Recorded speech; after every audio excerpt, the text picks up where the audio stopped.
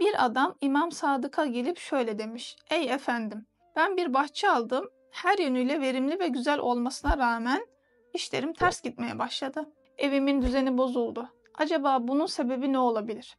İmam Sadık ona şöyle sormuş: "Bahçen seni çok meşgul etti de namazını hafife mi almaya başladın?" Adam hemen cevap vermiş: "Hayır efendim. Aksine Allah'a şükretmek için daha çok özen gösteriyorum." "Öyleyse peki ya ailenden namazını hafife alan var mı?" diye devam etmiş. Adam yine hayır demiş. "Hayır efendim, onlar benden çok bu konuda hassastır."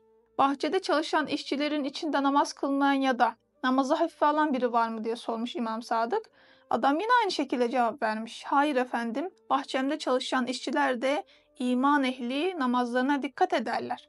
İmam Sadık bir süre düşündükten sonra gözlerini kapatmış, başını elleriyle tutmuş ve derin bir sessizlikten sonra aniden başını kaldırmış ve şöyle demiş: "Bahçenin sonunda kuruyan bir ağaç var.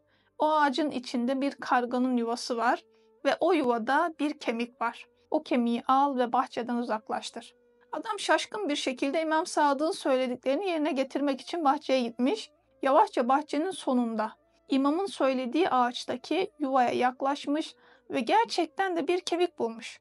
Kemik bir karga tarafından yuva yapılmıştı. Adam kemiği hemen alıp bahçeden uzak bir yere atmış ve İmam Sadık'ın yanına dönmüş. İmam Sadık ona şöyle demiş: "O kemik namaz kılmayan bir insanın kemiğiydi. Şiddetli bir yağmur mezarını tahrip etmiş ve kemikler dışarıya çıkmış. Karga da bu kemiği bulup yuvasına getirmişti. İşte o kemik senin bahçende olduğu için işler ters gitmişti."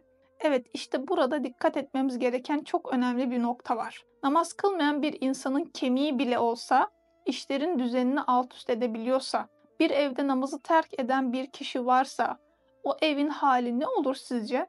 Peygamber Efendimiz sallallahu aleyhi ve sellem bir hadisinde şöyle buyurmuştur: "Namaz kılmayan kimsenin şerri, ailesinden ve komşularından 70 kişiye sirayet eder."